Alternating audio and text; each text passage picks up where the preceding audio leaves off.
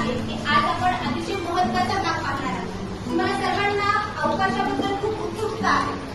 अवकाशामध्ये घडणाऱ्या ज्या विविध घटना असतात त्याबद्दल आपल्याला नेहमी जिज्ञासा असते, त्याविषयी उत्सुकता असते। किंवा अवकाशामध्ये असणाऱ्या ज्या काही सापेक्ष वस्तू आहेत, म्हणजे सूर्य आहे, चंद्र आहे, आपली पृथ्वी आहे, यांचा जो काही सहसंबंध आहे हे जाणून घेण्यासाठी आपण नेहमी उत्सुक असतो। आणि या सर्व सूर्य, चंद्र, आपली पृथ्वी यांच्या सहसंबंधातला एक सर्वात महत्त्वाचा भाग आहे आणि तो म्हणजे आहे ग्रहण।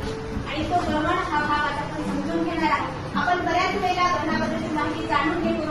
मला ग्रहणाविषयी अतिशय उत्तम माहिती सांगणार आहेत आपल्या श्रीमती लक्ष्मीबाई लालजी आमचे नूतन कन्या प्रशालेतील भूगोल विषयाचे तज्ज्ञ, भूगोल विषयाचे शिक्षक आदरणीय खराटे सर यांचे एक आपण जोरदार टाळ्या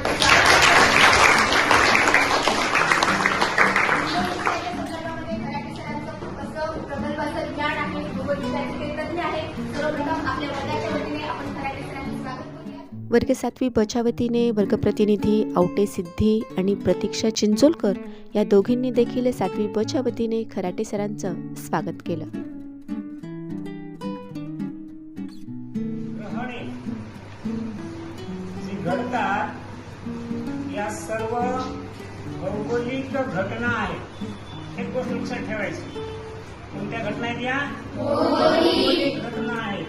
आणि याचा अंधश्रद्धेशी कोणताही संबंध नाही। उलट जे खगोलतज्ञ असतात हे खगोलतज्ञ या ग्रहणांची वाट पाहत असतात,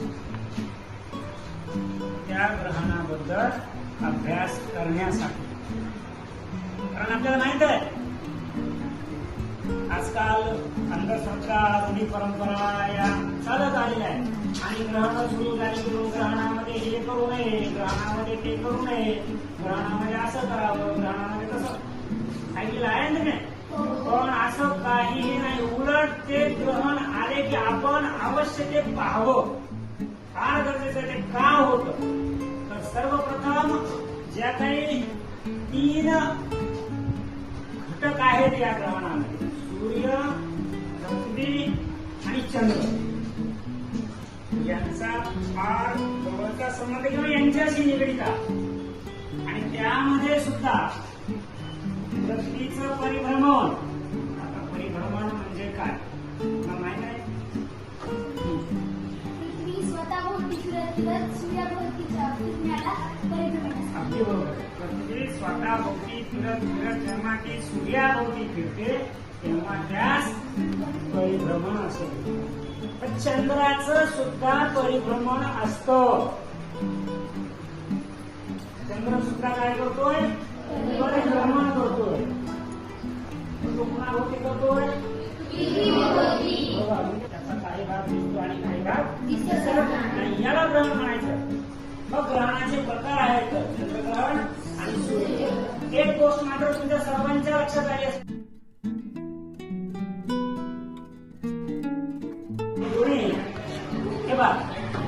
हा सूर्य आहे आणि हे परिभ्रमण पृथ्वीचं होत आहे। त्याचबरोबर चंद्राचं सुद्धा परिभ्रमण या ठिकाणी होता। सुरुवातीला चंद्र कुठं होता? सूर्यापासून दूर होता की नाही? पृथ्वी मध्ये होती। आता काय झालं? आता पृथ्वी पुन्हा मध्ये आली, चंद्र दूर गेला। चंद्र दूर आहे, आता आहे। आता काय झालं? सूर्याच्या तो जवळ यायला। आता काय झालं? इथं तिन्ही एका रेषेत आले। हे पहा, ही गडद रंगाची समोर गेल्यात आणि ही फिक्कट आहे।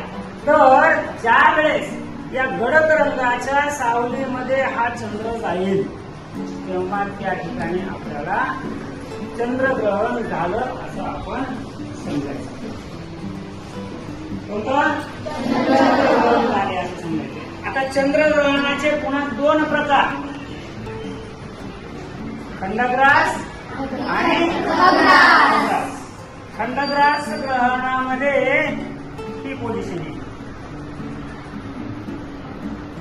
काय पोझिशन? पृथ्वीची गडद छाया पुढे गेलेली, पण काही छाया गडद छाया चंद्राच्या काही भागावरच पडलेली आणि जेवढ्या भागावर ती गडद छाया पडलेली आहे तेवढा भाग आपल्याला काय होतो, झाकाळल्यासारखा दिसतो. म्हणून त्याला आपण खंडग्रास चंद्रग्रहण असे म्हणतो. आता ज्या वेळेस ही गडद रंगाची सावली पूर्ण चंद्रावर पडलेली आहे, एका रेषेतच आली, तेव्हा आपल्याला संपूर्ण चंद्र काय होईल, झाकाळलेला दिसणार नाही. लक्षात आलं? त्यावेळेस कोणतं ग्रहण होतं, खंडग्रास ग्रहण होतं. म्हणजे चंद्र पूर्णपणे झाकाळलेला असतो. आणि मग पुन्हा हळूहळू हळूहळू पुढे गेला की चंद्राला थोडा थोडा थोडा थोडा थोडा थोडा भाग आपल्याला दिसायला सुरुवात होते. आणि मग याच्यातून त्या फिक्कट सावली त्याच्यातून बाहेर आला की आपल्याला पूर्ण चंद्र दिसतो आणि आपण काय म्हणतो, ग्रहण संपलं. हा, प्रत्येक पौर्णिमेला पुन्हा चंद्रग्रहण हे पौर्णिमेला होत असतं, पण प्रत्येक पौर्णिमेला होत नाही. याचं कारण इथं आपण जे दाखवलेलं आहे ना, त्यामध्ये जे एकाच अँगलमध्ये दाखवलेलं आहे, म्हणजे जवळपास पृथ्वीच्या मधूनच चंद्र फिरायला दिसतोय तुम्हाला इथे.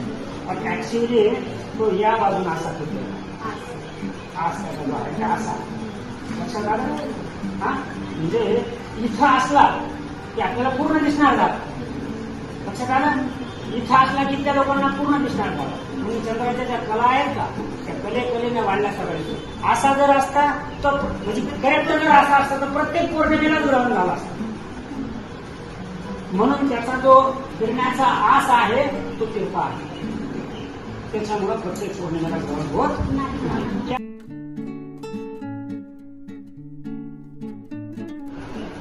याचं कारण इथं आपण जे दाखवलेलं आहे ना, त्यामध्ये जे एकाच अँगलमध्ये दाखवलेलं आहे, म्हणजे जवळपास पृथ्वीच्या मधूनच चंद्र फिरायला दिसतोय तुम्हाला इथे.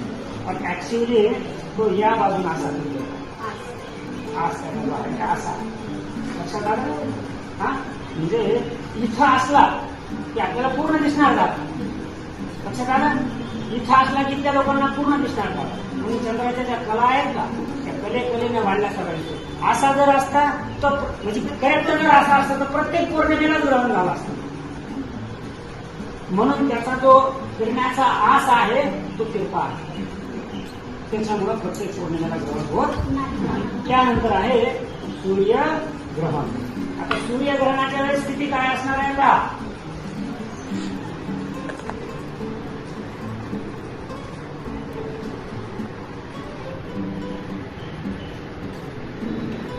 हा, आता ही स्थिती आहे. काय स्थिती आहे, सूर्यापासून सांगायला सुरुवात करायची. सूर्य, चंद्र, पृथ्वी. म्हणजे मगाशी पृथ्वी ही चंद्राच्या आणि सूर्याच्या मध्ये होती. आता चंद्र हा सूर्य आणि पृथ्वीच्या मध्ये आहे. म्हणजे आता आपल्याला पृथ्वीवरून काय पाहायचं आहे, सूर्य पाहतो पृथ्वीवर, बरोबर आहे. मगाशी काय पाहू लागलो आता, आता काय पाहिजे आपल्याला, सूर्य पाहिजे. तर पूर्वी चंद्राच्या दोन स्थिती असतात, उपभू स्थिती, उपभू स्थितीमध्ये चंद्र जवळ असतो की दूर असतो, बरोबर. म्हणजे पृथ्वीच्या जेव्हा सर्वात जवळ चंद्र असेल, म्हणजे मगाशी सांगितलं आस होता का नाही, तो अंडाकृती आस होता. पृथ्वीवरती फिरण्याचा आस सांगितला होता नाही, तो कसा होता, अंडाकृती. आपण लक्षात आलं तुमच्या, जेव्हा एकदम जवळचा भाग आला, इथं जवळ आला, ती झाली चंद्राची उपभू स्थिती झाली. आणि मग हे उपभू स्थितीमध्ये जेव्हा सूर्यग्रहण लागतं, ते सूर्यग्रहण त्यानंतर पूर्ण सूर्य हा झाकाळलेला पड वगैरे दिसत नाही, पण दूरवर अंतरावर फक्त आपला प्रकाश फक्त ते सर्व बाजूने पसरलेला दिसून येतो. म्हणजे ती उपभू स्थिती असते. कारण चंद्र हा कशाच्या जवळ आहे, पृथ्वीच्या आता समोरच्या मुली दिसतात का तुला? का दिसत नाही? तर ही जवळ आहे. पण आता पहा, फक्त ती काय झाली आता दूर गेली, शहरामध्ये आलेला आहे. पण मुली दिसतात का नाही आता समोरच्या? बघा एकही मुलगी दिसत नव्हती, पण आता दिसतात. काही मुलीच फक्त आता दिसत नाही. लक्षात आलं? ही स्थिती कळाली तुम्हाला? जवळ असणे उपभू स्थिती आणि उपभू स्थिती. म्हणजे ज्या वेळेस उपभू स्थितीमध्ये असते तेव्हा पूर्ण सूर्य हा काय होतो? झाकळा. आणि त्यावेळेस कोणतं ग्रहण होतं मग? जेव्हा चंद्र हा काही अंशाने, मग उपभू स्थिती असेल किंवा अपभू स्थिती असेल, मग असं सांगितलं की नाही 7 अंश किंवा 9 अंशाने तेवढ्या कोणात जर असेल हा कोण तयार झाला. आता चंद्राचा काय होतंय? काहीच भाग हा अर्धा सूर्य आपल्याला दाखवतो आणि अर्धा इथून पाया लावला तर हा भाग दिसणार नाही. बरोबर? एवढाच भाग दिसतो काही इकडचा. तेव्हा म्हणजे काही भाग झाकाळलेला असतो आणि काही भाग आपल्याला स्पष्ट दिसतो. तेव्हा ते खंडग्रास सूर्यग्रहण झाले असे आपण म्हणजे खंडग्रास झालेला आहे त्या ठिकाणी. काही भाग म्हणजे खंड म्हणजे तुकडा म्हणून आपण सूर्याचा काही भाग आपल्याला दिसतोय आणि काही भाग दिसत नाही, म्हणून त्याला खंडग्रास म्हणतात. आता तिसरा जो प्रकार आहे सूर्यग्रहणाचा तो आहे कंकणाकृती सूर्यग्रहण. मगाशी झालेला जो प्रयोग होता, या मुलीला जे काही आपण आता पाहायला सांगितलं होतं तीच पोझिशन आपल्याला पुन्हा घ्यायची आहे. तोच प्रयोग पाहणार. फॉर एक्झाम्पल, ते समोर सगळे सूर्य तिथं उभारलेले मुली आहेत, ते सूर्य आहेत. समोर जेवढ्या मुली उभ्या आहेत, जेवढ्या मुली उभ्या आहेत इथून त्याला आपण सूर्य म्हणायचं. तू आहेस पृथ्वीवर उभी आहेस आणि हा आहे चंद्र. आता हा चंद्र पृथ्वीच्या अतिशय जवळ आहे. ये जवळ, आणखीन ये जवळ. आता तुला ज्या उभ्या मुली आपण त्यांना सूर्य म्हटलं होतं, किती जणी दिसतात त्याच्यात? पण पाठीमागे. आता दिसतेत का काही? असं इथून पाहायचंय ना, वाकडे नजर करायची नाही. दिसतंय कोणी? एक पण दिसत नाही. तुला पाहिजे तर पाहा. ये इथंच उभं राहून दिसतात का मुली उभारलेल्या त्या समोरच्या? 2-3 दिसतात. थोडं समोर या, इथून पाहिजे ना. आता दिसतात का? नाही दिसत. ठीक आहे. तुम्हाला पाहायचं का? म्हणजे एवढ्या मोठ्या मुली येतात, जास्त बरोबर आहे नाही. पण हे कोणतं ग्रहण झालं? काही सूर्य दिसत झालेला आहे, काही सुद्धा सूर्य दिसत नाही. आता काय करणार? इथून पहा. इथून आता पाहायचंय तुला. इथून पाहायचंय, ते दिसलं पाहिजे आणि मुलीही पाहिजे. दिसतात मुली? कोणत्या बाजूला दिसतात आणि कोणत्या बाजूला दिसत नाही? तर इकडच्या बाजूला दिसत नाही. तिकडचा जो सूर्य आहे त्याला आपण पाहण्याचं खंडग्रास सूर्यग्रहण करतो. पण तेवढाच भाग दिसत नाही. बरोबर? इथून पहा. झाला कोण तयार झाला आहे ना, मला सांगितलं तो कोण. आता दिसत नाही. कोण तयार झाला आहे आणि इथं हा एका रेषेत आहेत का? नाही. म्हणजे हे झालं लक्षात आलं. आता उपभू स्थितीतून चंद्र काय झालेला आहे, आता अपभू स्थितीमध्ये चाललेला आहे. मुली पाहिलं होतं ना, हे आपण आता तुला तेवढ्या दिसतात का? इथून पाहायचं. कुठल्या कुठल्या दिसायला लागल्या? इकडच्या साईडच्या आणि इकडच्या साईडच्या. कुठल्या दिसत नाही?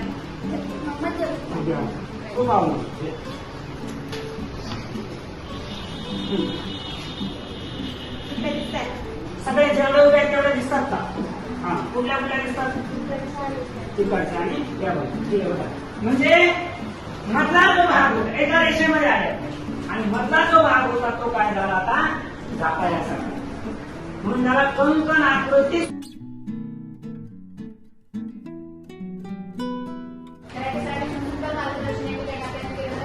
एकच विचारायचं की ग्रहणाबद्दल अनेक गैरसमजुती आहेत किंवा ग्रहण होत असताना आपण घरामध्ये जेवढे काही अन्नपदार्थ ठेवलेले आहेत ते आपण टाकून द्यावे, असं बऱ्याच ठिकाणी आताही या गोष्टी होतात. मग या योग्य आहेत की अयोग्य आहेत? अगदी बरोबर आहे.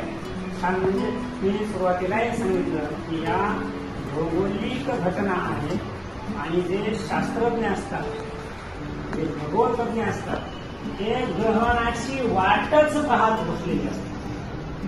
वर्ष 2-2 वर्ष 6-6 महिने प्रत्येक वेगळं ग्रहण आलं की ते वाट पाहिलेले असतात. कारण आज समाजामध्ये एवढं म्हणजे अंधश्रद्धा रूढी परंपरा एवढ्या रुढवल्या जात आहेत की हे ग्रहण आले की हे करू नये, हे करू नये.